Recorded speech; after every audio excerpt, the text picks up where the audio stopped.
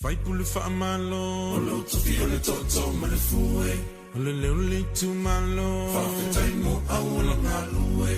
o so leo fa tamba a, fai mo soye si a pa mo so se tole ale a tautu ia oda. Fai pule fa malo, olo tofi ole toto malefue, ole leole tu malo, fa fetai mo aula ngalue, o so leo fa tamba a, fai mo soye si a pa so se taule ale o tautu ia lafanga. Elilo mai e Beyoncé, fai no taule nei o langa. Eu sui tai au puma le amo, e asi nai me fafanga. Foi me fafango lau tama tui o le la a ile ma o manga malia ile langa langa ma a wai le i mala malama. Tauno o tui uta, hold up.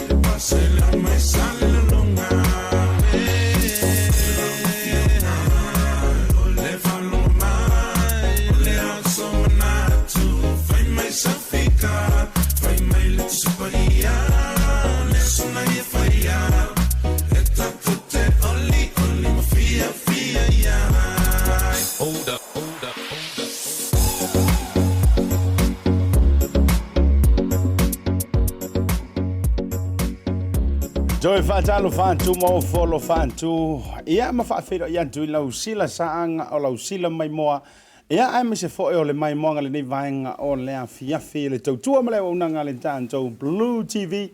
tu in sa o tanto fa sala lo ngai lau fanu o manu kaui au gilani ni usila nei ia ai le nei fa ia so nga fua aso mantango fie lua se furu maleono o le masino o yulai le nei fo itu sanga lua fe lua se furu male tasi fa jalofa fa fero yantu yanti o e ma fa malo atu le tanto por clamio le TAUTAI e ma ASIATA ia ele nei foi vai tau le afia me se fore nei vai tai mo soi fuanga a o lo e pisi ai foi ia ile fai ungo nga luenga tau fa ma e no nga luenga ia po wa ma he foi nga luenga le nei aso ia o lo seki rau musika ia ma e anga lo monta mo lo lawa ma to ni usile nei ia o te lo fore tali tununga fa pena se tanto mo tunu isa moa atu moto Pacifica e Beio Fiti ia manisio atu moto a tu lanta mai tai tu sa lantu taimi mamanto nei ni usile nei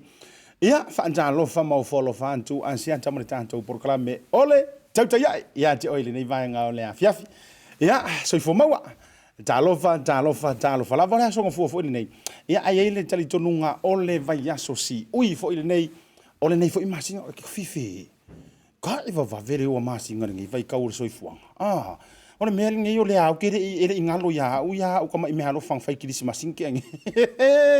ona ngi fo ole ko vai mo ko mafakia fo ile ngo yo isi me halo fai ole a saur kilisi mas o yo le malo le so fo la le leiro tanto botunu malo le pale fa afitaisa ile malo le nei vai ngola ia proclam masani le tanto Blue TV am talia fo ile nei vai aso ia i feau mga luenga ia me se fo ole tautua sa tau la mu ai fo ia matala malai ia pe faaoso foʻi le matou blue table talanoa le tautua foʻi a le tuafafine io e rau mai kai ia e masaga ae se o la makua pea ia le gatai lea o le tausala ia Gloria ia ma le la porokalame o le blue table talanoa po o le tale talanoa i luga o le laulau lanu moana ia maua ai le anta io e maua ai lo fiafia ia maua ai foʻi ma le la marko akeli ia sia tale nei faauina tatou programe a le tautua ma le aunaga le Blue TV mo ea mai o mai lo aso io e sauia se mo se kakala au ke le fakalofa faalau i tele vai ane le pofala o le tapuaʻiga sa mo i ona i tu te tele ia kakalagoa ia faa kama makengi aonga ea mai lenei aso io e sa sologa manuia mea uma i galuega nga o kei lau posi a oe sa fai faapepe oe lenei aso pe ua ese foʻi lo usu aku le amakaga o le vai aso ia e ese foʻi foliga o lau pos ua uma foʻi galimu e lale ia e fai le gaga o le malo maoli fogale too early for that mate a talo faapea la o lea ua tini isi ui ma ai o manuia lenei aso i fai valofia ao ia tau leo ai o le taulepega io pe o upu masenia o le tunu ia a via langa le o le tua o le u tatou o i friseu sa o i ma malie pe o tala masenia i le fai tofa le tunu tai na mailo jo soifua la o le ia o le u tava tuli ma va fanta e pe o le tala ia sa o luanga ia o so tuli fo i pe o le tala i le fono fa na fanua le nei aso a wa lau i ula ai pou i le toa le lofa ma le anga le tai tamo no tanto tapa o si le langi ia mela lea o folo fatuai e siante le tanto programe ia ante oe lea wa e maua le tanto programe fa malo ia le tauatai ia fa malo foi ia le tautua tunu tautua ainga tautua e kalesia ia ai tautua malo foi fio yo le tala le ia e mua ona mantou tapare pai pasina e o le pai auro nga le tua ia wau tu fai valo fi au ma le po so o se taimi lua se furufai tu la fitu aso le vai aso pa ua leo le o nanga o te ta ua ia ue 24/7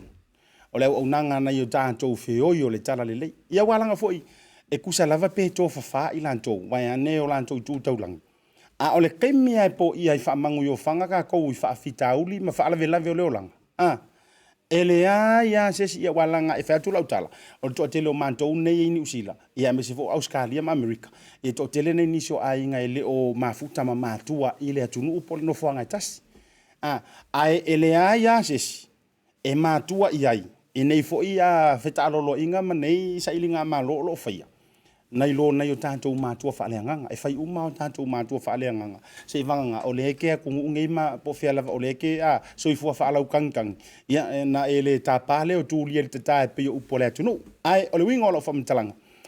o la whaafetainga le au nanga le whaatua o ia nai o tātou whaafeangainga taulangi mo nai o tātou matua whaaleanganga fai feau o lo no manu ma whaafale le malu i so o lava se whatawhai taulanga i so o se vaenga o le kilope ia wa por har kaimi kasi le vavea lua le vavea ko lu vavea fa solo i taimi fo io la e le te tauna to e fa lave lave ai ma i to fanga o fa ngaluenga ai eva ai ko il fa le ko ngu kula i mai ele ai lava se isia i ngoa mua e nai ese mai fo i lo kule vai le tua ia ngai lo ka kangi re ke fongi le fai feau ia ma e tangi yatu ia se so ninga ia wa pe i lantou su mai ma tau mai se fa'ale lave po se tu langa o mo'mia ia e aku aki ngo va kausili langona o mongia pe tau nu mai o le lava le tu langa wai pule fai tasi le tua ai o le hale tu langa e o ia le vai nga o le me o le antupu e ia le tainga mali ma hai lo rotu on o le lantou mafutanga mela lea ia whaatalo whatua i whio i le tala le lei ma lo te talo whaafitai fo ia le whaano no manu i le tua au wasi o tātou watunu i so o lava se tafa o le kelope o tātou tua asina sina ia upo e masani ia fua mai munga manuia o se atunu whaafitai o lea ua tō i tua apoli mai le nā vaiaso ia ua tātou tini tau wao i le nei vaiaso amtali o tiute mawhaiva manganuenga ia e le tau wilo au la tau tapua inga wa e ai manuia le o mafai ona tātou o ai freseu ia pe o tala i sanga lala o lele ua musa i fonga a sanga lala ia ua tau pati fo i tini pe o tala iau moenga amanaia ia ua furifova au mala ai fulialo va o manu le anga le lei tai tama o tanto o ri faola ia ono le tapu inga mau na tanto tu asin sina atalo fa tuai le TAUTAI ia asia tamre proklame ia ti o o mai le fa ngalo ina foi ia atanto wa tama fa nau lupe fa lele o le tanto wa tunu o lo fa lele le fulu I fa fo atu o Samoa ia au atu langa a woto e se ai tato amata mai fa le nga fulu fa le nganga ia wa yingi so ila ko wotu ua lava a inga wo mai pele ia ona o le tala inga mana nga luenga le tua ia o so ko ile tato wa tama fa nau o lo fa le fulu I upu fayo malo ia New Zealand Australia America ila tau senante fare pai ia ma tau nei la loi le lau mua Wellington Australia I le lau mua I Canberra ia wa pe au ko ie kere lo fa lau mua Australia ia ma so o lava se tafa o le lalo lang ila tau fo yo lo ile milikeli ia o lo ofo ina tu lo so fua au nai tau tua lo ma le atunu mo le saunga le mu ia fa lofa mo fo lo fa tu ASIATA mo le proklame o TAUTAI ia me so lo nanga le tanto Blue TV mo oe ile nei vaenga o le afiafi ia wa afiafi mantou ia sa waile o fa malo ia ele mafai ona o fa ngaloina le to tele wo pa anga mai le tanto Blue TV nga tele o nanga ilunga o tanto upenga ta failangi po le tanto api folinga penga o fa mtalanga ia wala wilo ai fo le tanto o nanga male programe lunga o tanto YouTube live ta lo fa mo follow fantu ia ti o fifi ngai finga rume por me voi leanga o lo sa fa info ngar ki mu ngor ngi so swipe scroll so tu pe Roberts ma tau mavtanga San Francisco I California sere au le lei o ngi lo mo ioi le ngi skik faila utala taimi fo ino te tafau tu ina o misia mo le toi olo fa anga ile kalesia ale sunga fa fianga ia o peta la ulu male faletua I Garden Grove I Anaheim ia mo le toi fa malo misia la fo le tanto mavtanga nga te le mo Sharon ia mo le to tele la fo yo no fo fa fianga ngore kalesia fa potonga le tua Assemblies of God ina I California o kai fo se makanga ruenga wa fai fo fa lo longo le tanto fai ponga sa fai wa fiwe lau pe lo ngole lisi ai yusi ko ngafu la si ola au na ile tua o tangata ia uyo le isi ala fo ina ma tanga ia me se fo I mo le ko lo fa anga le wodi ngai kala ke ngai le Disneyland ia me se fo ina ile Universal Studios ia ele ki wa fo merikala ka maro ma ko sa fa ngau ka ngu ia Amerika fa le ki wa so la ka ngaka ira ku ka ese te leo le atu iyo ia ai o ka mo se o ka ile anga ngi ko viki ai le se iko kala mai ia se io te fa tasi antu ile antu no o meleke iyo le ku fa mai etafe ai le so asusu malemeli atalo fa mo folo fatu le proclame ya to mele manaya malole no sai malole fa to ile nei fiafi iyo malon lava mafuta ma tanto proclame se uso ia lucky iyo kami ki sale au mua ia me se fo iyo le afretua ya arena ia ma la loli le ferwa ngi vang ofisi ku o kilangi le wo le loli ia le na kami ki le fatala tala se mantai emo ia mai ia I sale au mua malole mafuta mai tanto proclame ni usele nei ngal le o lili nanti iyo malole mafuta mai after ia maftanga de tanto programe ane tone falta iyo sa se we are from Washington wa eoso ala eoso ai faku ai faku la mua ia wa Washington ia ole la mua Washington DC pesa o pe iyo walanga ese Washington State ese Washington DC se fa sa o mai we ko ngai America ia o ngai mengo mangko mai so o skali o skaki so science ngave atalo fa mo volo fa toya te o J Hunt ai ka fiolai ia malore ma fa mai zini au se talia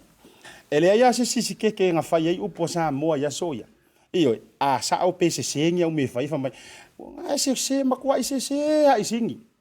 vi pa wale o le ulua isitete o au se talia ngai lo ai au se talia ia na no po fa talo fa bo folo fa to ile to ma tanga le vanga o le aviafi lena lenta fa longo ai fa talo fa to ai fo io lena o mai o ringe fiafi ai longa fo nga ya du le onga toi fatalo fatu wai program o le mo na tua wa o le wo toi ya onga ya ma to New Zealand nei mai le malo longa i lua va yaso le sa malo lo i fo ina ya lo ma fa na malo ma tua fatalo fatu tau tai ya to ia i mantua ai nga tai lea o ila tau fo i o lo o yai le tiute ma le mata fa yo i tau o le nei ole va ai nga walo ma fa na ia awa fo i tūlanga ia o onga ia marola tau so i fua tuputupuai. Lea lau toi fo i man tau whanau ia onga reki yo ala pisi la ala usau ngei i wangalo ia kia. O lea lau toi haenga ia a onga ia ai hamaini na yasu tamaiti wa o le fo watu ua ia. Wa kau whaale on fo i ping kau se e mea sa popcorn ia leva yasu ma. Mane makamaka movie mane ia e fa penasi tatu wa mio a le le ia kau mawhainga. Iyo a le le au kau mawhainga. Ia longa winga sa le le fo ilau malo longa wanga makua i fuli mami ma tati e makua spoil o e ma tūlanga a fa pe fo i le nga vai ko fo i fa le kongu ma le li poki o fanga. Iyo ua matua matautia fo i whainga o i whainga o fe au uyo lea. O lea lava tūlanga sa iai ia e iai le talitonunga. Ngā sa se kueri fa kafa kukusa mea uma. Ia i tūlanga o le a onga le yaso ia malo fo i fa onga wa le fu to ia malo longa sa fia ngai mana i fa onga malo ia tau sunga fa to toa malo le onu sa ia malo fo i le lava papale i ia mi onga fo i mawinga o fanga John Sio tui le panga tui le panga le mafuta mai i one kau one Okinawa, Japan. Ko Fesolai. Iyo, ia fa peole mafuta mai nai Okinawa in Japan. Ia ke roe so Okinawa ma ngai Suzuki. Ia mela uri inga i wa moto ma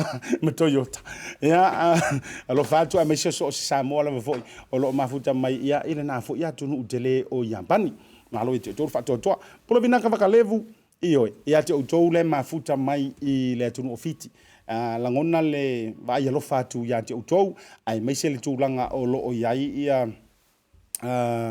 le nga patia o utou le covid ia le talitonga walanga le mo mai masa ua fo i le whaalongo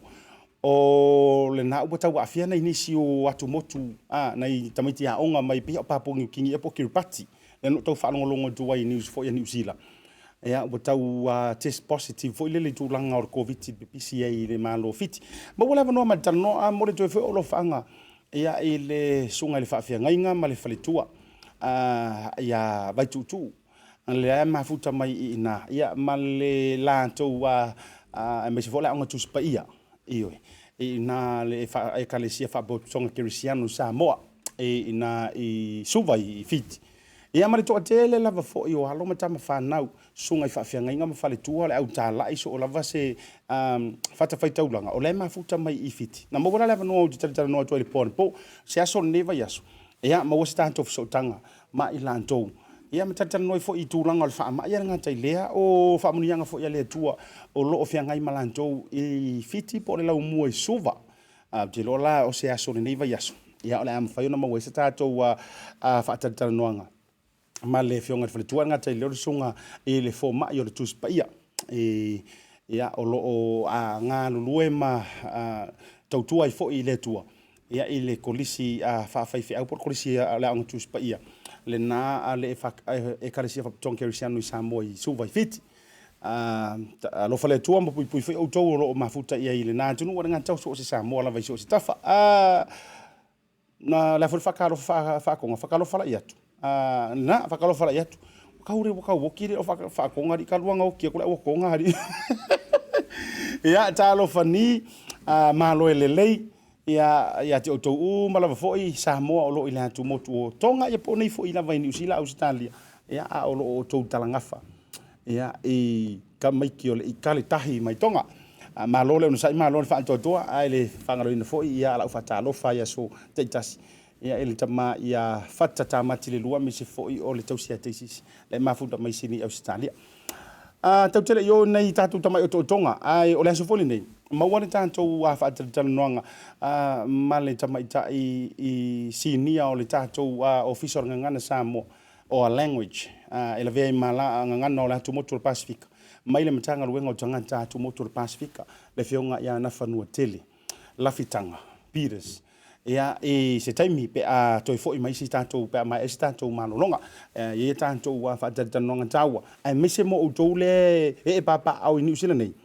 ia i tūranga foi o tupe foi fesoasoani a wina fua mai le malo ia awa lava matata ese male tapu eina o le vaenga tau le nganga o ina o ngangana i tonu o le tunu o New Zealand ma wale amano e wale lo peke o lo sila mai au ele si fo mai o nganga le nei uyo lea lunga la ora tele uto vai foi le pisi le tanto awala ona o le tūlanga i tanto a onga woto amtalia ia ai mo au finga ruenga kwa pisi haru ngala wala ile temi le nei ki ya maua o staki lungole ila usau le ngaruenga se bongo fiu fatali melto ta ya ele yo la apiriki runga la ora tele uyo lea mafala vale tanto traffic ile sau mai le motorway au kilani fa solo mai ai anga ile saule i Mount Wellington LSD ma sau wai o tau fa solo mai ai ia i te irirangi ma i stamaki mantua i fofu siarka ko motorway le tulna ai mo le anga mai le tanu ia olai flu wat sau ai ke o mai lo langa i le Offley Massey Road fa solo mai puinui ia ma koe ko ngeki a koe le motorway ke le awala fa sa o tu le Roy Hamilton o mantua i pisi lava ma il taimi le lo noinga ia ese ki mai ai o ele awala ki kami mai ai ina ia faingo fiona i tau no i mota malawa ile nei vaenga ole afiafi ole so na iniso o tonga mai tatou tala mai Samoa o te roto telefo tatou umale na sisila tu fo ile so ia ile fa ma vaenga lo ia ale afionga ile le foi sa tu ile foi o le malo tausi ia nga tai le sa avia ma pale mia mole tele o tausanga ia tolu se fulu tausanga tonu ka peneta fa se fulu tausanga to tonu le pale mene o pu fai ia aisilia ma le lua se fulu tausanga o tu ile foi e avea o se pale mia o le tanto o tunu o Samoa le ala sa silsila tuai le tanto live foi le sa tu ina mai i Samoa ele vaenga foi le lango sua le HRPP ia manatu foi le TAUTAI o te lo le atuanga antoa o le silsila se le tanto proclamo ET live ia te lo se time le fiafiana nei pitai e fa popo oni aso wai le tu o foi o aso folau e foi le manatu mawolunga ASIATA ma le TAUTAI le ngole ingo kongu le o proclami TAUTAI ia manatu lea o le ambole toe mantou fa manuia mantou fa malo ia e le foi sa tu le foi o lo tanto o tunu o Samoa ia le sunga ia Uso Fesolai tuila epa Dr. Sailele ai ono na yoti ia maisi sua faitele o le toe ina tulo malia le ngoi o le foi ia sa fai masili anga i lo tatou fainga malo faile leo ASIATA mafonga tau muli o le mantou Blue TV team ia mai le fionga le lipole le fionga ngā fatasi fionga ia fuimono misa Martin anai ia po le fionga fo le la una fausia ia mai se o tulanga u mo le mantou unanga le Blue TV ma le Blue Wave ia mo le toile mantou fa malo ma le nganga fa tele pe ono fiatu o tonga antoa o le fa ma vaenga o le ASC lai le tatou ET live ia ai le tuua so folau ia isa mantou foi fa manuia ia mantou fa malo fa tele le alofa i le tunu ia o po masania ia pa use toa ia ai to tu lai foi se isi toa ia wale foi o le Samoa ia o le fainga lava foi lea o folaunga fa tulanga fa porkiki ia o le umi foi o se mafutanga ia o le mafana foi lea ia tele a foi na tau fa fainga ta ai ona fa mavae ia matu foi le mafutanga uyo lea ele ngalo a fi ai siona vau ele mafai ona ngalo ia lausunga tula epa Dr. Sailele malia le ngoi tu sai o ngaluenga i tele sa fia ngai ia malau sunga foi o le alo le mali toa io le ngole tula epa o le alo le mali toa ia sa tu ai matangiolo ia awale foi ia male sa fo lau o se tatou o tunu o Samoa ngaluenga te tele ia fa malo fa te tele ia le ono sa ia foi ia ngata ilea o le lava papali i tulanga foi sa luka ai le folaunga ia matulanga sa fa peye tifato ai malutia ai Samoa i puava ia e whaamapu lava fo i whangalele i lau foi mua ia e ngantai lea o taimi sa e tu ai matangi olo ia awa fo ia le sa o si o tātou watunu o Samoa tele nei tausanga ia whaia ilo leo fonga tau mulmoli o tātou pokarame tautai ia o mātou wala au foi lea le Blue TV kauka ia e uia ele i whaifoi i fongatia ia le sifonga senga ia awa fo i le whafurunga manusina ia il whatautainga a lausunga tuila epa o le lava e te alo yo se tanga awale ngai ngor malo ia o mātou whaftai ia e le pa ufua fo i ia le afurilingi le nei aso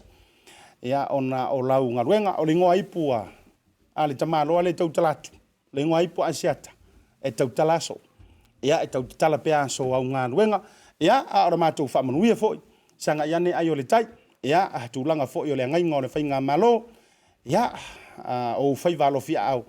ia ele mātou te talo ia e vea fo o le upenga o pili e tautau e whangota ia e fai mawai ngā ua le lalo vaua ia e mai se fo o tupulanga a sau le ale ngalo a fia e si ona vau e manatua lava fo i pule ai le manatua whaalai o whaaftaitele ia mo le taita inga o le tātou waturo ia mo le tuai fo i mātou whaamanuianga ia ele a fionga i le tamai tai pāle mia fou o si o tātou whainga malo oe o le matati a fou o nei tarutoru fou ia o se tūlanga ese fo ia i le vainga le Pasifika ia sanga iane ai o le taila o fionga le South Apito o a uma tūlanga sa e tapena mai ai ia o apo fo i mai talita a wale whaafuenga o le whainga malo ua mawai atu le HRPP ia whailea mo tāla i malo awa ia lou sanga iane ia i le tautainga o lo tātou watunu ia mo le isi lima tausanga ia ma whaasolo atua i lava pe awhina ngalo iai ia le tua Samoa ia o lau fo i lan tua lalo awal pokalame le nei o le tautai iai ia e avatua i fo i male tua lalo mo tātou o le au mai moa e me se fo Samoa i ona tafa te tele umatamata lavana nei o mai le whaama vaenga ale sunga ia tuilaipa po le sa tu le foi o Samoa o makamaka lava ia la ngona le whanua noa i ngai ngisi fo ia o le kau a mai ale vale ioi le kau a mai ale va fu le HRPP ma ia o mātou o ngani ma mātou te talo la fo ia i fo ngava tele ioi la fo ia o le ala ka ko me a mawai le la ke la ka ko pe fu o atunu uma malo e ola fa ke mo kalasi papalangi ioi awane ngalo o ka ko ke mo kalasi o ke mo kalasi ta ui i le whaaloalo ma le whawhelo aloa. Ana ili po i kokongu o le tātou wa whaavae, whainga whaakerisiano, ma whainga whaale atunu anganu. O le ngala i kokongu inga, e le o la vea i kamanga ia au Amerika, ngi usila, Australia, maisi a kungu. Mea lalea, awane o tātou tino ia e sau, au tātou leo ia Iakopo. O le whautuanga lea vatu o le tauta iae, ia e maisi o tātou uma. O oi o le Samoa, o le Samoa. Ele yangi ngai whainga HRPP, whainga fast, whainga so and so. Ele ia nei mea na tātou amata mai ai. E tā ua, a wālawa re whainga upu, a lea ua maua re tasi. Mea la lea, ia tātou toi o mai kau ke ruru, rima makako usawari wali whatasi. Tātou apu manua mo tātou ai aiuli. Ia e sa anga le fionga, e sa whapito le anga upu, tau mawai ngā tamai ro mātou a motu salawhai. E ia oe ngei, a ia utai au. Ia o la ulea tu alalo, ia e vatu prokalame. Ia i le tōtelo tātou, fast supporters, HRPP supporters, ia ave se ia ngā mau supporters. Ai ave aloa tātou, ole Samoa supporters. Ole malo fou supporters. Ia, ole tualalo, ele au ia lau pua tamu whainga. Ia, ai ololo pito waa. Ia, wa ole tele au sulu. Tele fo e tātou whingota e mawai. Let's go and support tātou woi sapai. Ia, si o tātou uruai pāle mea tamaitai. Mita mitanga le nao loto. Ua au wale upu le ta o le ina i lau atina. O feala le upu ko ke pepese ai fa mai au le ina i lau atina. Ia ale ala e kaum fai mai tau tele. Ia fa ngalo lea ma lafo ile. Vau puanea ma le vau maoa. Lafo ia tunu e le ingi kangaka o ngofo ai. Ia ni fese se inga. Ia ma tūlanga fo i o le vau le fonga wa asa tatu iai.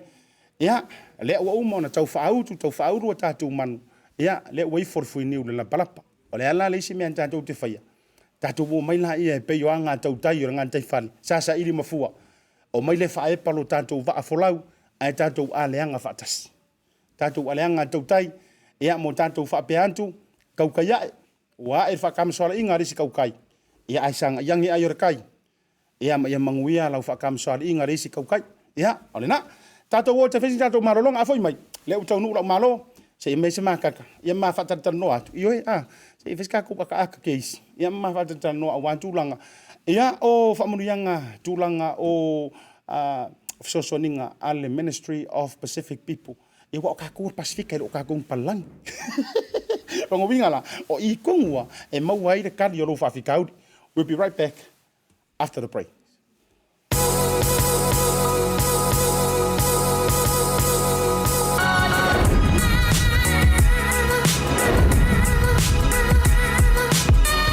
Tautua ma le au nanga mo tau sa mo service station nei tona I matu. Ma tau te utuina lo ta vale, ma le tele o nisi o matu au nanga ese ese.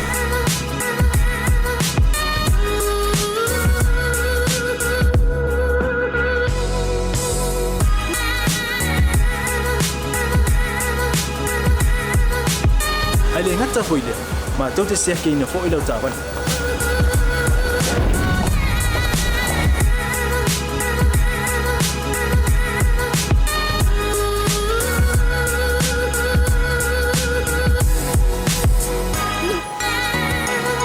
Siapa lah yang voice wow, mau lah ucapan.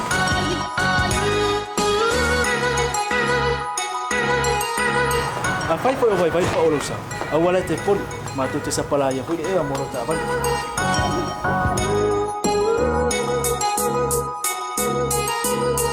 Mulu no posilah dia, mua, tapi lah ucapan le peaut.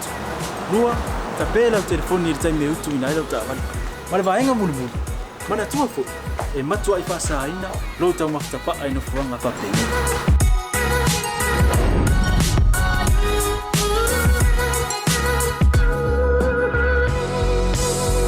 Ota Samoa, ore ma ota mo Samoa.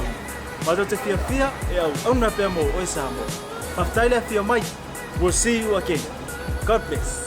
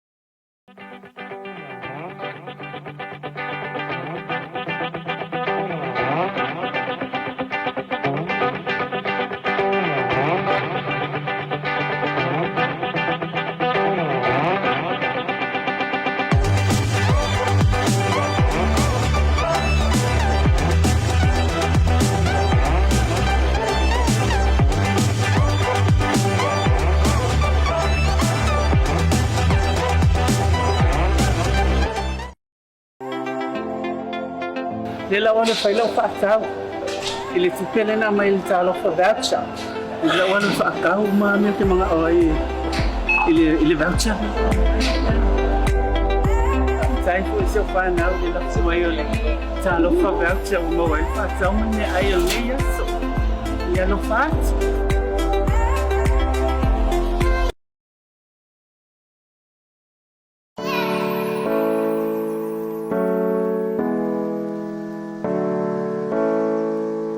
Welcome to the Pacific Business Hub.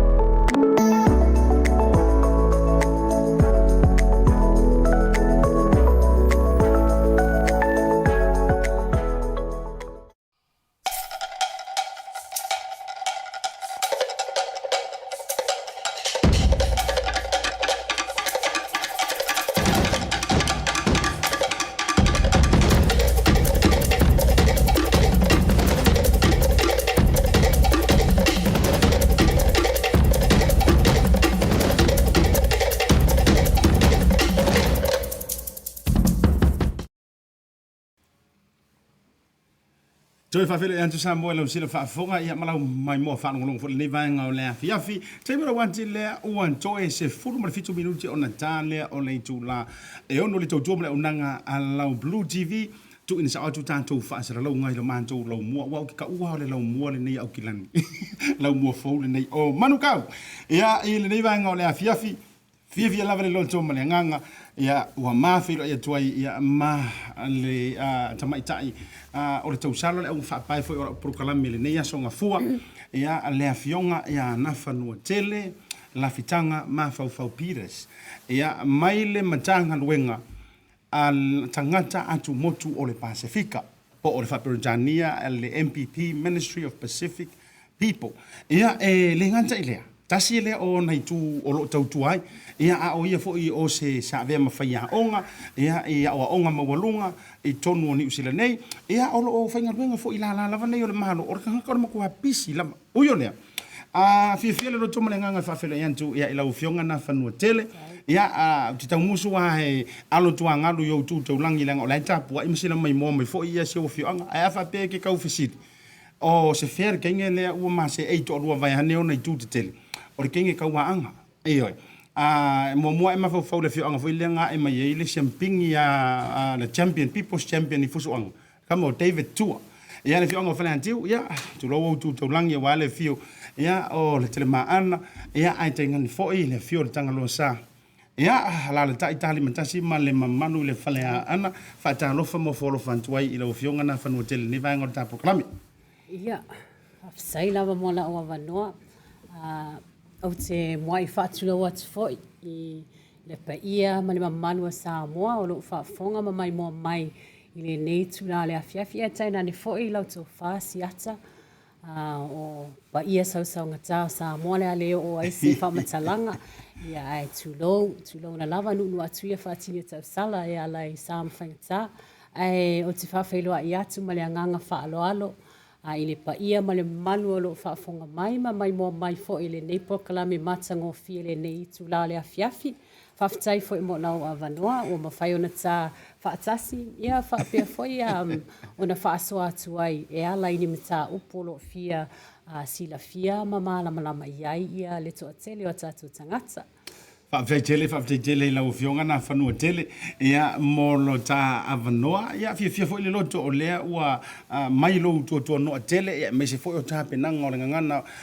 e uma o jeisa o whaafisili ia a o le viinga i le tua ia o wasau le vaana tiu tau mai le vaana tau le ma maulang o le vaana whaua folau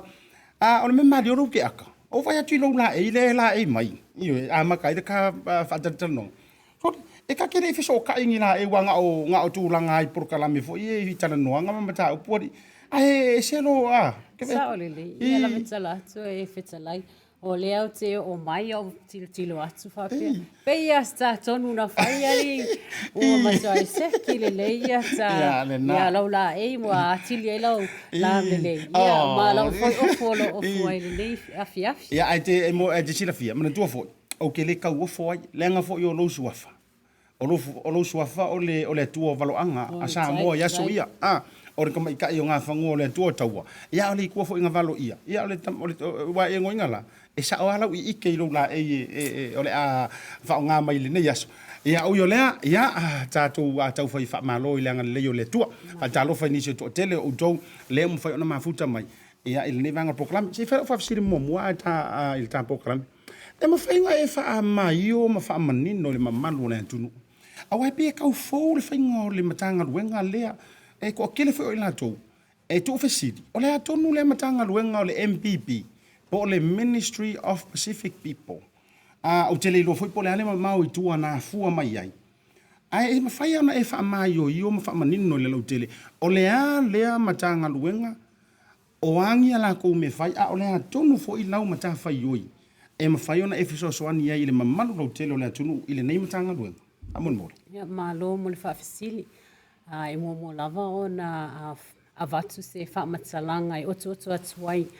i se tūlanga whaingofie a wale sila fia o le toa tele mo le matanga luenga le nei o le matanga luenga le nei a tonu sila fia le toa tele sa whaingo mo o le MPIA o le Ministry for Pacific Island Affairs. Ia lea ua iai le suinga o le ingoa, o lea ua i whaingoa nei o le Ministry for Pacific Peoples. Ia maa wha Samoa ia o le matanga luenga mo tangata atu motu o le Pasifika.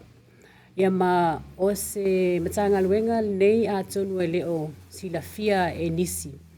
O le matanga luenga ale malo. O lo o avea ma au nanga e feso o ta iai ia ma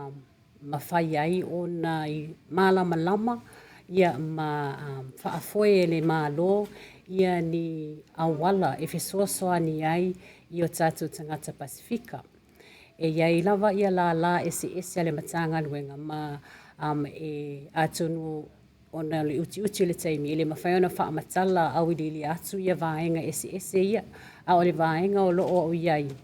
i le mātou vaenga o le matanga luenga o le itule ta o le languages unit ma o se officer fou ma se la fou ilea ale matanga luenga ona sa mawhaiona wha manuia ina i le matanga luenga i se tupe na maua e fesoasoani ai ia le ngaluenga o se tasi o sini ta ua ale nei matanga luenga a wha Peritania o le thriving languages, cultures and identities. O le sini la lea ina ia wha wau ma wha ta ua ia ma wha o lau la pea ia i ngangana o tātou anga nuu ia e maise wha sino manga wha al Pasifika a o tātou au mau ia ma soifua le tu atele i nei Aotearoa. Malo whaafitai a jaua la le tūlanga le oe e maise o le sila whaafonga. Ea ma le matai tūfo e a ilanto e maise an tātou le nei e papa au i New Zealand nei. Lono winga la o le vaenga lea ua iai lau au nanga e maise fo i totonu o delo o le MPP o se li o tele. E iai wailenga o ngang Samoa ai i le vaenga le te iai lava fo i fito i tonu inga ngana o ani vaenga e mawhai ona e tau whaailoa mo le silafia e mamaru le tunu i le tūle ino le ngana Samoa i te tonu ma le whaatawa ino le ngana Samoa i te tonu lava o New Zealand nei. Ia lelei. O le mātou ofisa o le languages unit ia ma le ngaluenga ma le tautua ale nei mata ngaluenga mo ngangana Pasifika e iwa ngangana o lo o lango ina e le mata ngaluenga nei o ngangana la ia e pei ona sila fia le tuatele o lo o whaatawa ina i vai aso o ngangana Pasifika ia lea pia sa whaatawa ina ma whailonga ina le ngangana Rotuma o le ngangana Samoa o le ngangana Kiribati o le ngangana Kiribati ia o le ngangana Atukuki lea o le a whailonga ina nei le whainga le vai aso nei ia lato vai aso lato ngangana whaapia Foitonga, Tuvalu, Fiti, Niue, Matukelau. O le whaasolonga lana o le whailonga ina o ngangana i le tausanga. E pei ona iai ia vai aso o ngangana. Ai o le ngaluenga le mātou ofisa e le ngata i le whaatawa ina o nei vai aso. Ai e mana o mia lava ia se ngaluenga tele ina ia whaawau matu mau ia tātou ngangana. E le ngata le ngangana Samoa a o ngangana uma ia e iwa o lo o ngalue iai ma lango ina le matanga luenga. E iai fo ia le naunauta inga awa e tu atele fo isi atu motu mai si ngangana Pasifika e le o iai le li o lea i le taimi nei ai o lo o mana o mia fo i le fisosoani ia atonu fo i o le a iai si taimi ia ona whaapena fo i ona fisosoani atu ele matanga luenga. Whaafitai Nafanuatele. Awa e ta saunua tūlanga o ngangana o le ame e tuai la ofisilo na lua. No usau, ngā le kolua ofisilo. Ioi, molo fo i le walanga o le a whaau pēr ma whaatatatanoanga i asonga fuata i tasi. Longo winga. Awe ke saru mai masau tairi. Ele ai ele umangei ia maenga ngai ke saru mai kusi le asu. Le ai au te pori kai kolua ofisili ia ma he an ma whaatanoanga. Ona e whaau pēr i asonga fuata i tasi. O la ofisilo na lua. Le wa sa no ne itulanga ngana o le ase tulanga ile mai tau o le tou ofisa me se lo fionga tama itai o lo fa uru le vai ngana mai previous years tau sanga o te o le ase tulanga ai mo e uia o le fa ko akoru e pe fa le angi ai o le ase mai tau mata itu ina mai e le tou pitola au o seki le haru luma na tanto ngana po o mo o mia po o makua I fa ki le inga le manga ya ona se mai tau ole tato mtanga lunga ma na fa tsai tsa wa tele le fisili au te masalo e pei foi ona tsa ua I se tala noanga wa te I le vai aso le ngana Samoa sa tala noa ina foi ia lea ma tsa upu ma I le vainga tato I te tonu lava o tātou lava li o po o tātou ainga e kālesia. O te masalo o loo maitawina o loo ola ola pea I le ngangana I le tele o whaala putuputonga ia whaatasi e fo I ma a whaatasinga o loo iei o tātou tangata. Ai pitai I wha maunga whaale mālo ia whaatasi fo I ma wha maunga I matanga luenga o aoa onga.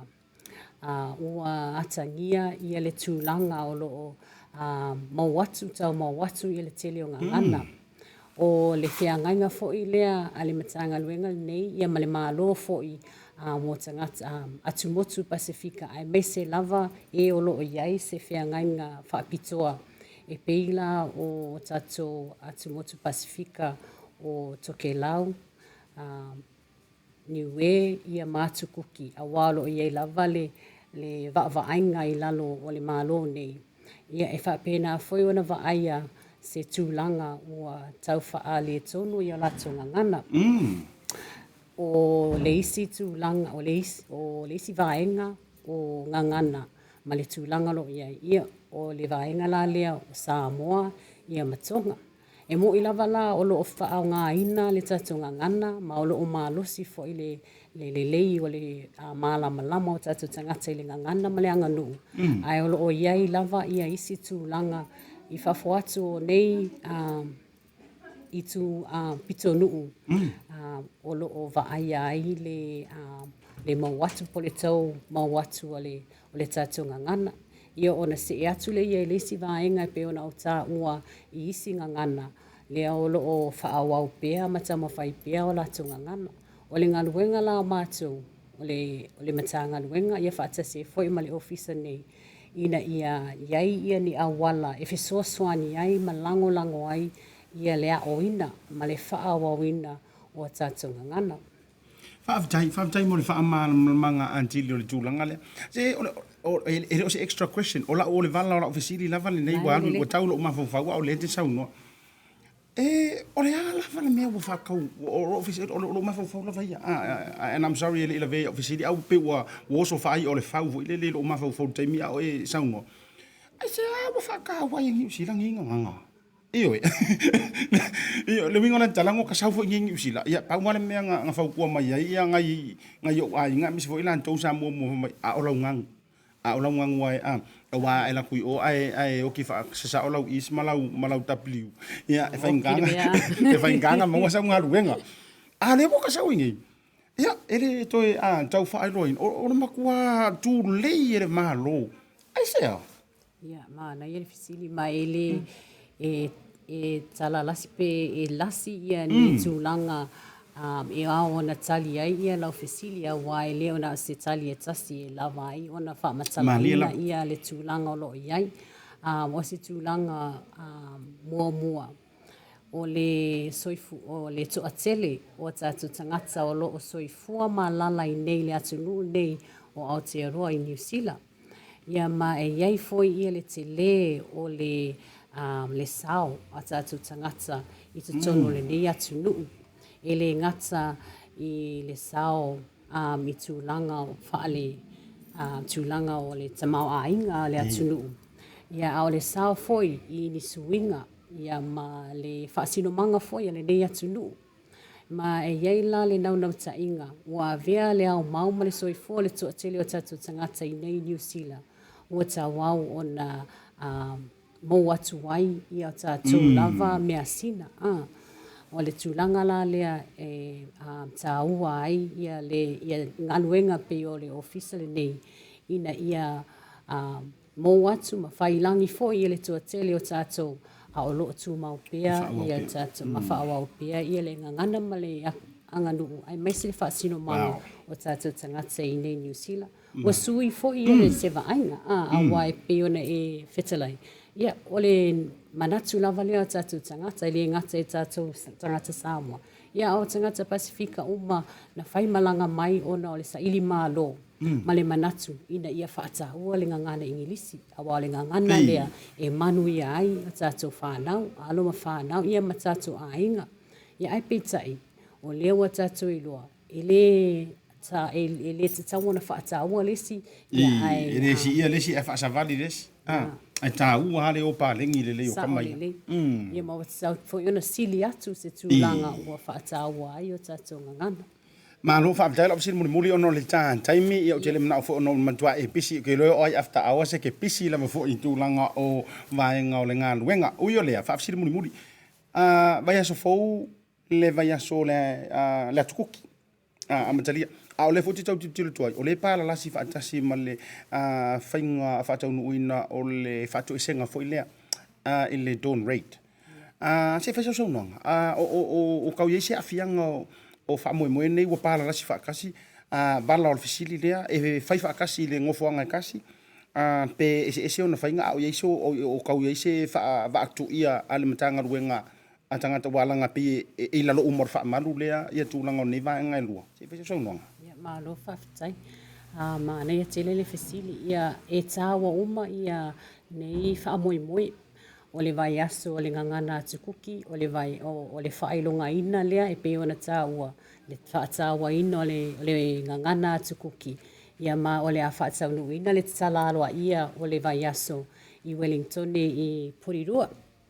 Ai o le a whaataunu la lea wha moe i le aso tō nai. E maasani lava ona tatala i vai aso ngangana i le aso sa. Ai peita iwa tū mai luma ona o le whaataua ina foi. O le isi wha moe tāua o le whaatu e senga lea e peona e Fesolai. O le whaatu e senga e ala isi whaatu e senga le mālo i tangata Pasifika ona o ni tūlanga sa tūla i mai i le teimi o e tā ua o dawn rates. I teimi o whailunga lanu. Ngā vei kau ia i Samoa. O pe o whiosa whainga o a inga ia mā lalawhanga ona o lea tūlanga. E le ngata le whailunga lanu. Ia e lava isi tūlanga tau le tau pulea ia matulanga o le ase le whaaralongia sa tula i melena vai tau fo le fitusful i le vai taimi o tau sanga mai leon le whaiungo sa siva ono sifulua ono sifulua ngai fitusful ia sa vaia lava ia ni tūlanga matu ia ale malo ona o le avea o le tūlanga lea o le a foi le maua o le nofo mau tūlanga ia lo o tātou vaia lava i le teimi nei mo lea sa avea la matūlanga sa pewa whaasino tonu ma i tātou tangata ia ma o na whaosofia aila ia Uso Fesolai ia nisi o a inga ona o le tau sueina o nei o tātou tangata sa le nofo mau i le teimilea. Ia ona tui wha fo i atu i o lato atunu. Ia whawhai ngofie lau ova. Le tau ne, le tau le ilangangana whawhai ngofie. Ia whamalau ova stayers. Ia o ilantou sa nofo le whaatula fonoina. Ia i tonu o New Zealand. Ia te loa o le tūlanga leo le tafa atalanoanga le neivanga e nisi mai nga te fia sau noa ia wale fai ungo le me se fo le hanga tu le neiva yaso mo le lau sila fia ia le tōtelo le malu lau telo le antunu a fo nisi fofuanga e me se o proketi fa ata oto ia ale tantou fo i matanga luenga ia le ngata ilea ia o tiu te lava fo i o lau o fionga Nafanuatele ia te sau noa fai uiai ia ona fa popotu le mfa mai ele tafa atalanoanga le neivanga la fiafi ia fafitai lava e mawhai o te iloa ona o le uti fo e le tātou teimi. Ia mawhawhitai fo i ua e fo e si tō whā. Ia ma se whautanga au i lau tō whā. Ia ma le prokalame nei ina ia amatalia fo i le tā ua whawhiso a le whaasoa. Ia e ala i se mātou au nanga e le ngata i le mātou lava pitola au. Ai le matanga luenga ia whaatasi e fo i manisi vaenga mawhaiona fitosoani atu ai i le mamalu le awhio lo whafonga mai i le teimi nei o lea o le peona tā ua le sauni atu i le vai aso o le atukuki, ngangana atukuki, a whaapea foi ma le whaamoemoetele. Awa le whaatuesenga lea o silafia e le toatele o le a whaataunuina lea I au kilani, I le aso mua o kuso, I le aso sā lea. Ia maua foi lea wanoa I mawhai ona mai mua foi ia le toatele I lunga o ala o lo mawhai ona lato mai mua. Ai ia moli mauina foi ia lea nei whaamoemoe tā ua. Ai au te masalo ona o lea ua iai se tūlanga o lea whaauau pe ia ta mafutanga whaapea. Ia I mawhai ei ona o asi mai foi. Ia mawhaaso atu foi ai foi ni mata upolo fia malama ai ia le toatele o le au mai mua ma le au whaafonga. Ia o le atau mawhai lava ina ia sa ili ni au wala I mawhai ona whaaso atu ai ma la whaaloalo lava. Ia le na mori silafia e le tanto watunu o le amatanga le nei o le ma proklama ia songa fua taitasi. O le uma wai le avanoa. Ia e fio mai ai masi mai ai le vaasi tele o le fio ngai Nafanuatele Lafitaga mafau Peters. Ia o le suisi nia o le tamaita I o loo va ia le tu tau ngana a le tanto Ministry of Pacific People po le matanga luenga o kako e siring whapenga ia woke longa e ko ikikia ngai palangi e le mafuka mai ia o le Pasifika uma matanga tasa mo longo inga la o le matanga luenga le a kako ia o ani tūlanga o naite fia si la fia ia vei foi mo meu sosoangi o nganga o atulanga uma o ngai whaavevesi ro mafau le wa sila mai o le uma mafuta atu ia ma le fionga I le tamaita I pule o le tūlea ia le fionga ia Nafanuatele o ia le mawele tali o le mea ngai o le whanga whaangungomi ro mafau ui o lea ai te omi mai ai e fwini vaenga I lano o le tā programe o le TAUTAI like share le tātou programe po le tātou Blue TV ia messenger mai e iso fina ngalo ia e mwhai o no ia songa fua o afor lima ia songa fua te itasi ia ona fio mai fwini o le fionga I Nafanuatele ia e mante to orua ia awani si o tūlanga ai mori langa whamalo o le urua ia sore nei o le tā programe ia ua whetau I fola kusa lango ka ofu ia mole toa le whawhataitele le tātou pūlenga ia I whawhanoa ina o lou taimi pisi lava e mo ke lo por vaso ele po peke on me lo weling konge ia por ia uio lea e maua lava awala a le ava no me foi le fionga I le tamaita I pule nei e maua lava no lunga fa tan no ngari sum sum le ke fia o le ke sum ia po lunga fo tanto wa telefoni wa lava tu langa ia o le am fai lava no fa leo mai lo no finga e tu sa io se fa o se vaenga ia e fio son ia anti o e me se tanto o tangata atu motu o le Pasifika ka kome e fesinga ko malo longa foi mai ma to ruantu ia ma se tasi o ano fai pisingisi o le antunu lea o sauni mai foi ia se uso ia malana manga foi lana ia matanta ku langa leo le fai ngol elitisi ioi I lo mo tamaro no afa peng o lo kausi paka ia me ngai fai awa ke songa fai ai mo wa pe foi mai boli fa malo lang sual tanto programe Pacific Easy Money Transfer fa tuaina vave to malu puipuia e sao e la foi o tu pesa mo nga tele Pacific 40 mana tua o le vai aso le ngi e fa lo ngai le lua tausanga o le Pacific 40 male la tu talo fa vauta yeah we'll be right back right after the break.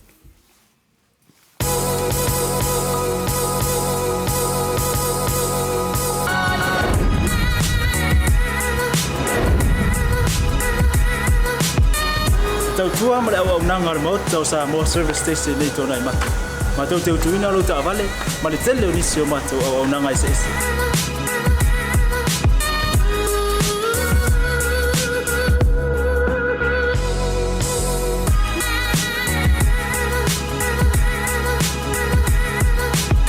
Ale ngata foile, matau te seke ina fo ilo ta vale.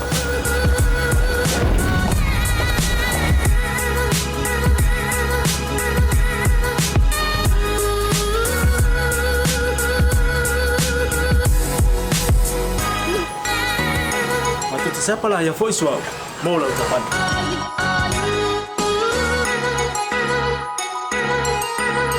apa itu yang vai pa olosa awalnya telepon matu te siapa lah yang voice mau lah ucapan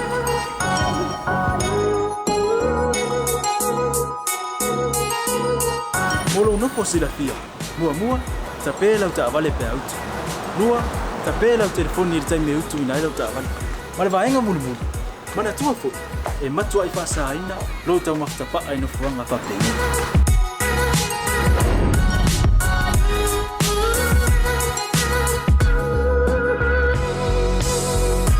maota o Samoa. O le maota mo Samoa. Ma te fia e au na pe mo o Samoa. Maftai le fia mai. We'll see you again. God bless.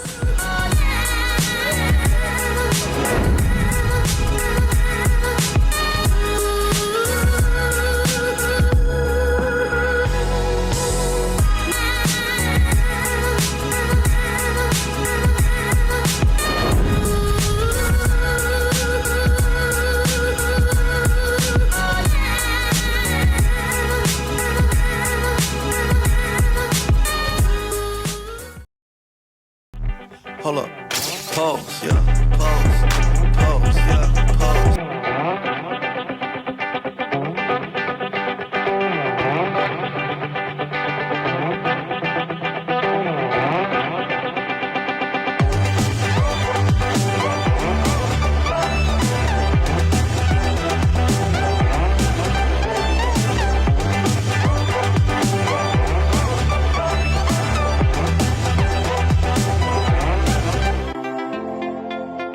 Nila wana whailau whaakau. I le tupele na mai le talo voucher. Nila wana whaakau me te mga oi i le voucher. Tai fu se whanau le lapsi mai o le talo voucher o mawai whaakau mane ai o le so. Ia no whaat. Ia toe whaafero ia tum whaatalo whatu Samoa he lau sila mai more nei vanga o le afi. Tai mora wati lea ua se 4 minuto te nei le tu la e ono tau tua ma le au nanga alau Blue TV. Ia ai mesio le TAUTAI ia e ma ASIATA. Ia i le nei whai vanga o le afi asonga fua ioi o le aso mua le wha asonga. Pia kau wha iwa hoi le awhea koe usu e ale whai ofura ale whenga ruanga ale wha mai ki ngā le aingo. Mom, can you ring in sick for me? Talo fatu to telo to runga tanto penga ta fai langi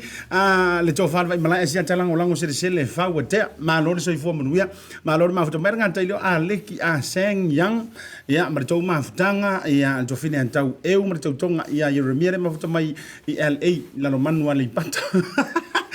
Nafanuatele ya a Lydia Crichton ma to ma futanga sama so ni fai la unga fa pe foi a race fai ta lo fai o to fine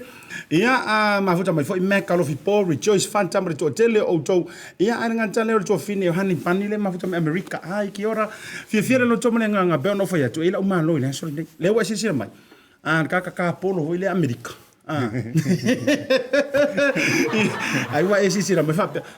o tai ka utile ma foto mai male ASIATA le programme ia fa pe o ko America ile ma wo sa mo ia tai ka ut take a woods o ya ma ko take ka malo fiel lo toma nganga ya fa filo ai lo fa filo ya tulo sunga po o fo le uso ya o swa fa le uso sa o te masani mo lo le ya ma ka me ki CCWS ya sunga ya uso li ya po aka Uso Fesolai ya male company na wa isi sila mai fo ilunga ole fa ilua tula velunga le ma screen ya le unanga male tau tua fo i ya le nei fo yan lo le atulu se peang o fo ya o programa le ese lo fie fa ilo antuai ia ni matati e fo ia nganta ile oni tau mafainga alo matama fa nau o Samoa ia ai mese tu langa tau pisingisi awalanga aka ko mai kungi ila usanga fo yo awia ai le tuar fa si fa ila utara le ona tongi kula ia de kisa ngoa mo fa kula ako au sangi ke kilo pinga o senga mai ki fa pisingisi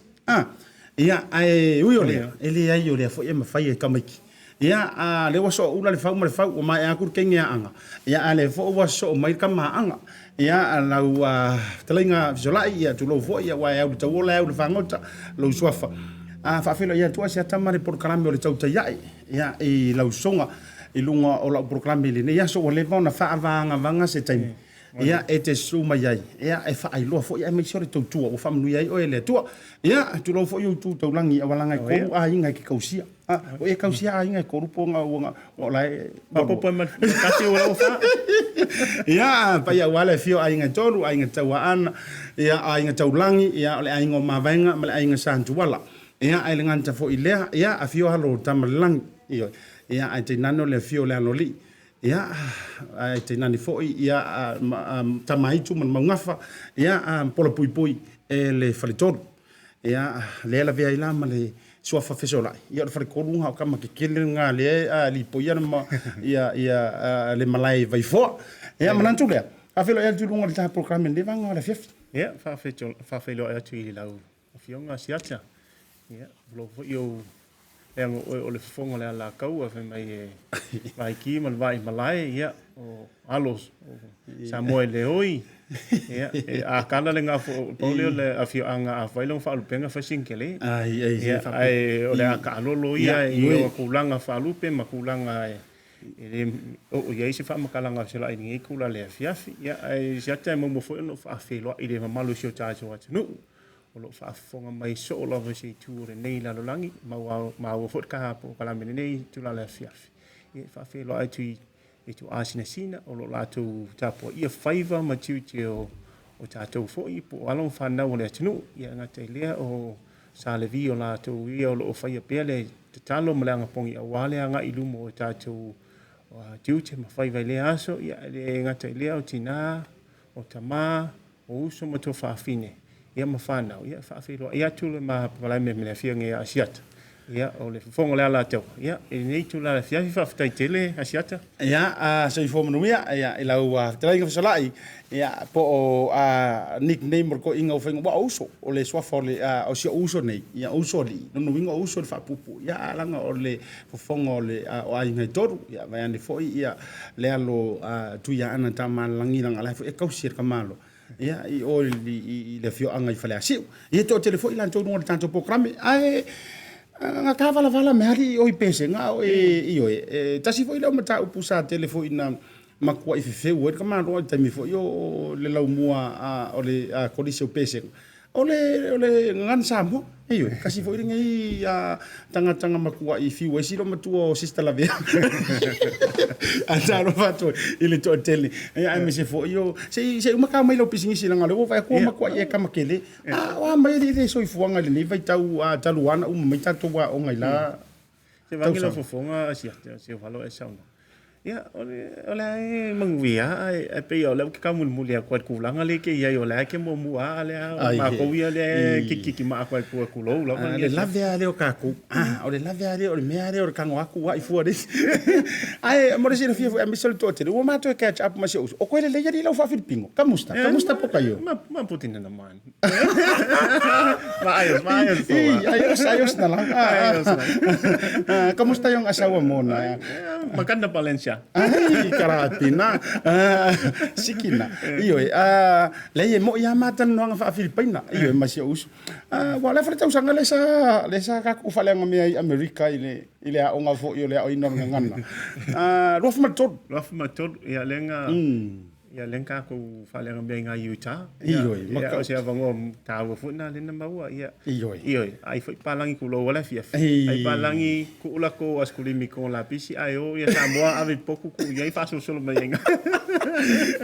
alaga te mana tua le taimi fo yo tatu ta alonga ina ia walanga sa mai i le onga fo i le MTC Missionary Training Center ale kale sia iskrisolo pa yo aso nganta sa ma taimi fa kasila ma to le onga fa tasi ai ko ma taimi fa kasi ma filifili nga lue mole ali iyo ole ha ma o ile ia ri po o le melo ye ko ki ha fa merko inga saulo e ki ngofo o ka fa iyo ai o mana tua ile o lontu iyo al tanga te ton mo ale si fa ya la ko mai kala ya na ma to antu ton no MCC o balang o si uso ne ya man to o nga fo i pese nga te lo to tele lan to pese nga le ma futam o le nickname mo ka malo sa ya ko ngo pese nga o ano ia walanga o to ina sa lui fa alinga dino me se fosi singa o me maf le ape ko kisi o le la ki mai pu o ke le ro kingo fo ile le ina on po ile on o le mantua i wa i maka ukia la o kingo manto wolo i America o e mana tu so kanga fa makala ile tu nu ia ni tame o manto watu ia elinga o ma ko fu e fia malo rosi e foi ano para lania e foi ano eu fangi na matu vasenga o me vai ma ko vasenga o ile le o tu spa ia ma tu langa uma o mata u fa vai kalisi ia fai wala ngai maku ka mai le fai le ma sangi fai ngoi kula e ba so ia mo meu o perenga ma po ka mai ia o tau o fai ro po ai ka kamaro rosi e fa fe isi fe au isi fe Ia ke lo la man to ai kia nga fai. Ia o fai ia ku ai pe o au ne so o por tanto okay ka ngoi fai. Le fa pia ngai ngale le sa ngang ngale le uma ma ko ngang.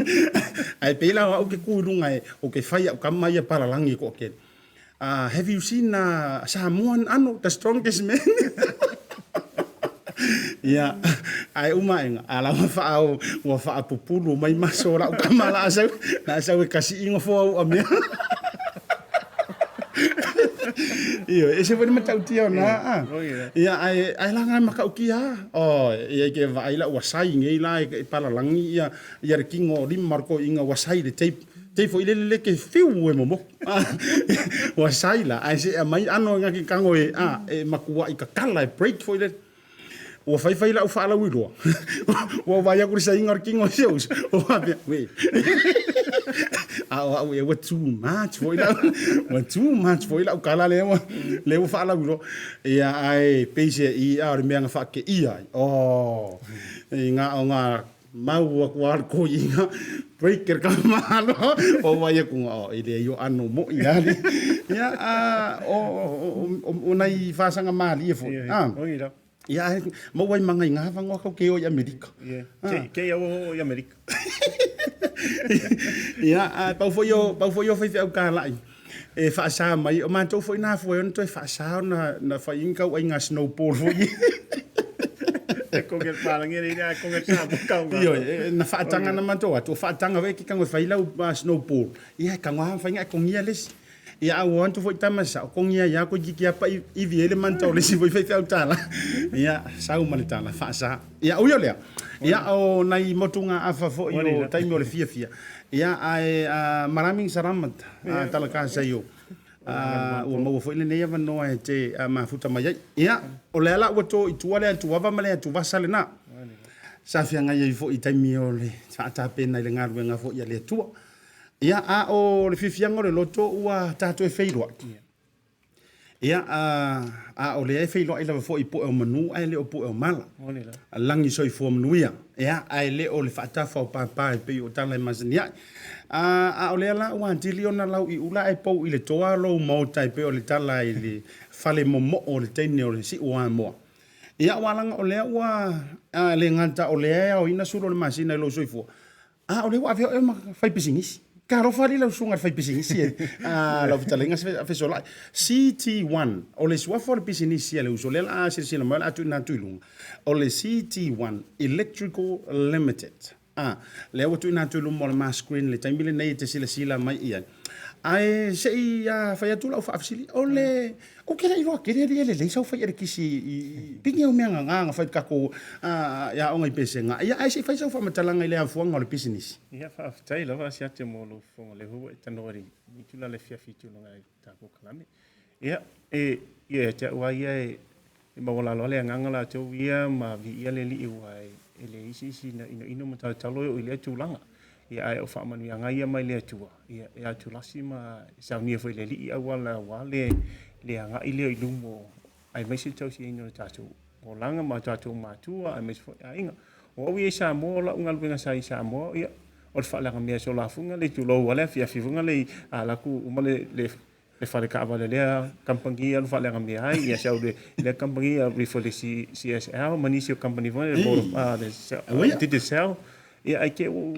manina tau sanga fole tina ia te walu ni sia te overstay e singa mo tau sia yoi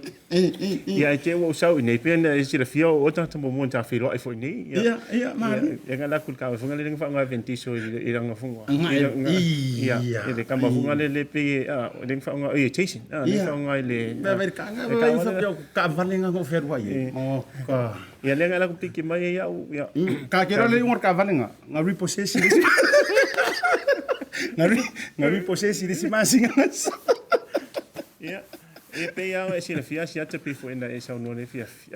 ia sa tau sa I lenga nga luenga ma tu langa pelani ia te o ia ma hu funga tu ia onga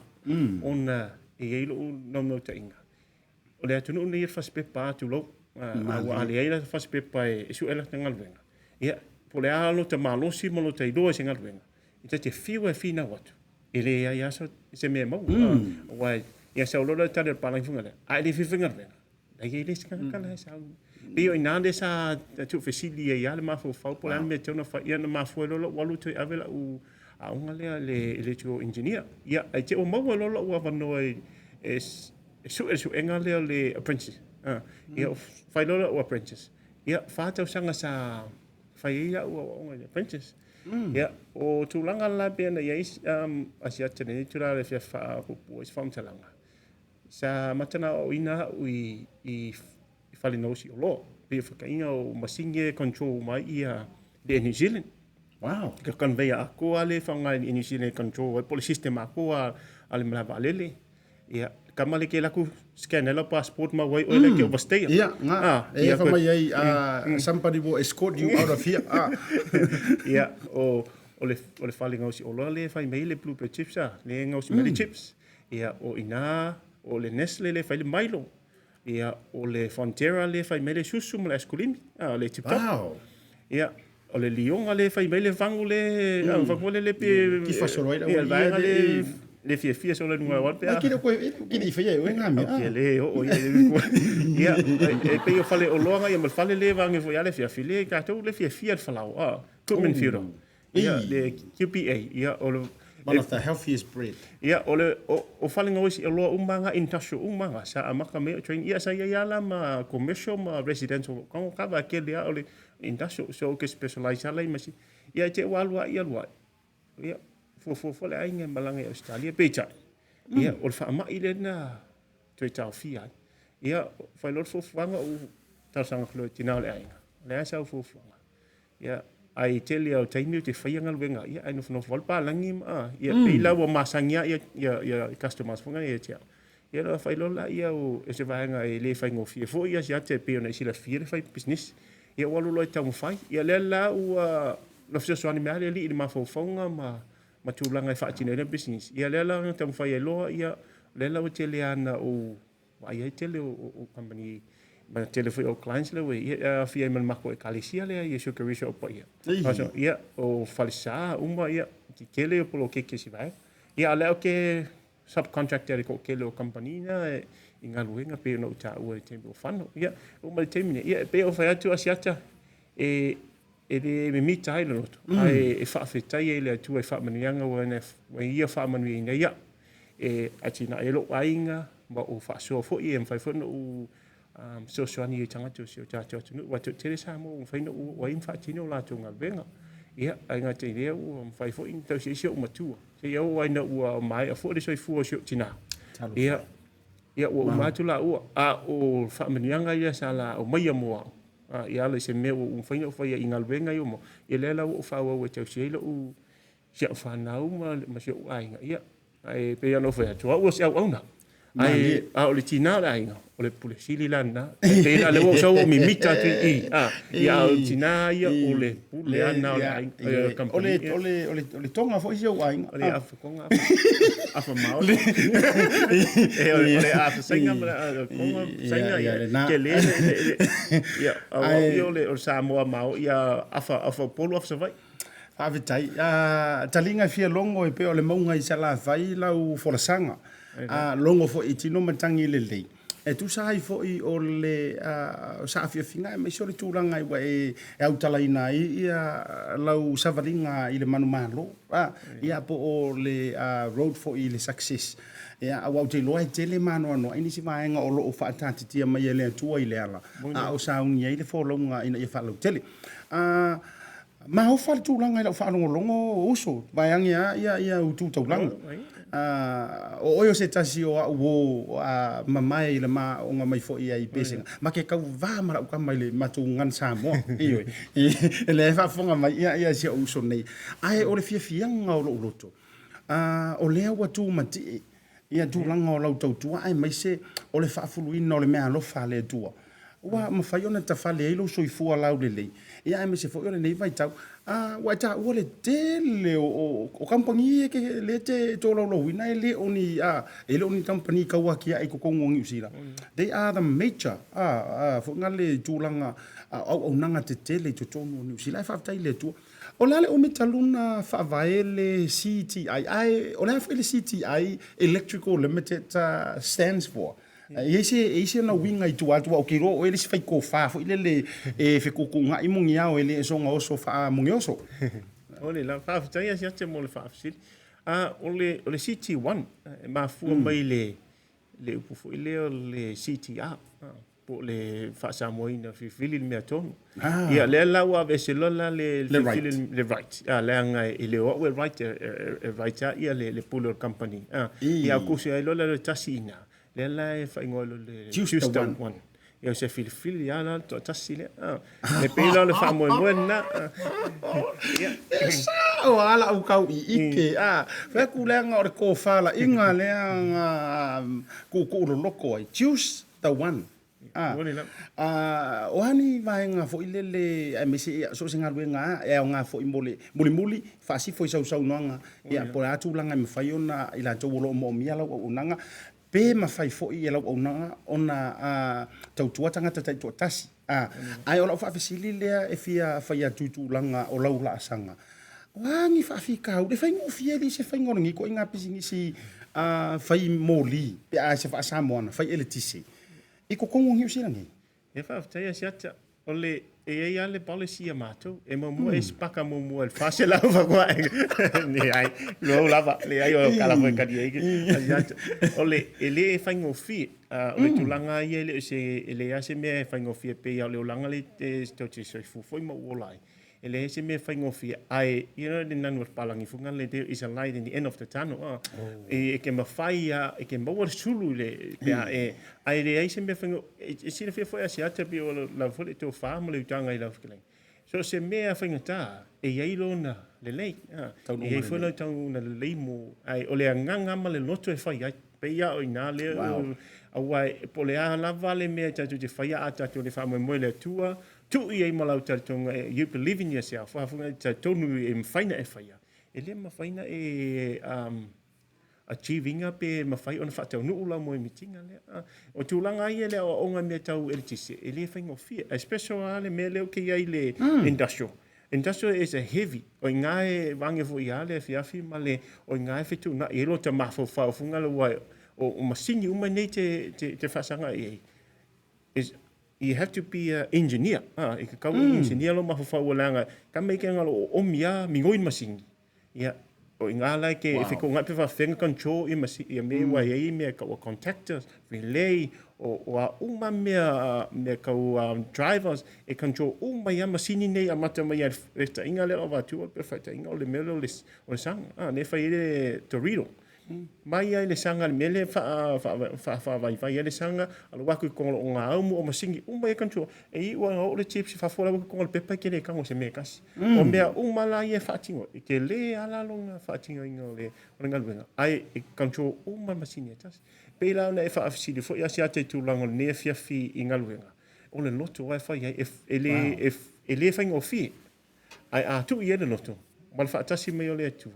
ASIATA na te sila fia e te mawhaia mea fa tasi me le tua pe o le upuna tusi ia e pe o le ngana nei tula le fia ASIATA I loo na fa aso atu ai ia e pe se si fa afesili fa fetai io e se o kalinga fia fa no le man ia so o me foi pe o wa onga I fo me le fa ngo masingi o kam ia ai ke a fe ku nga ia o le to fa fesolai fa ngo masingi pe ka mangiki o kino io ko fa pe ai ki o si pa ka mai ma ni au sa unanga muli ai mai se ona o tu lanta fo I fa ngola o polo kalame ai fa tele o le ase sa unanga ai mafai ona sila mai mo le tu nu le to tele o le antu langa lo unanga ai mafai ona e awai o mangi fa lo tanu mera le atu atu fo ilunga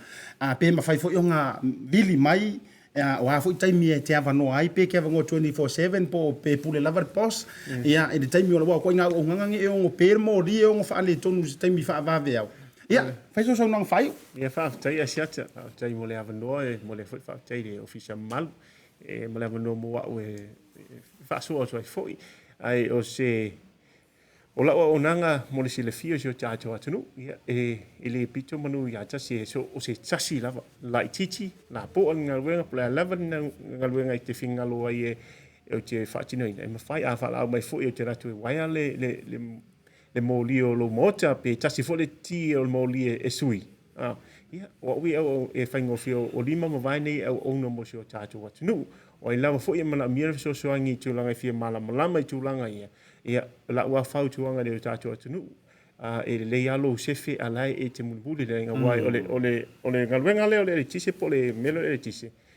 E ole ufa palangi fo le invisible. E le mawhaina e vaaya. Invisible. E le mawhaina e vaaya fo lingo. Ai ke te i ai kango mer kama he kio e waku oi e waku i o wako. E pe o la unga.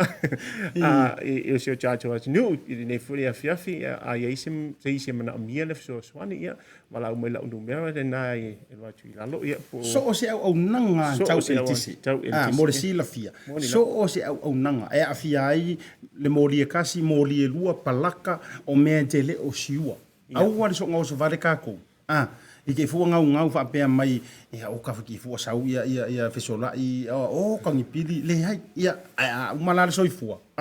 Ia o mea langa, o ka elas whare tono le ai. E sao le talo. Mori lama lau ki lainga ASIATA ne tula fiafi, ia pe i o le tulanga nai, e le iale le saunga le mu.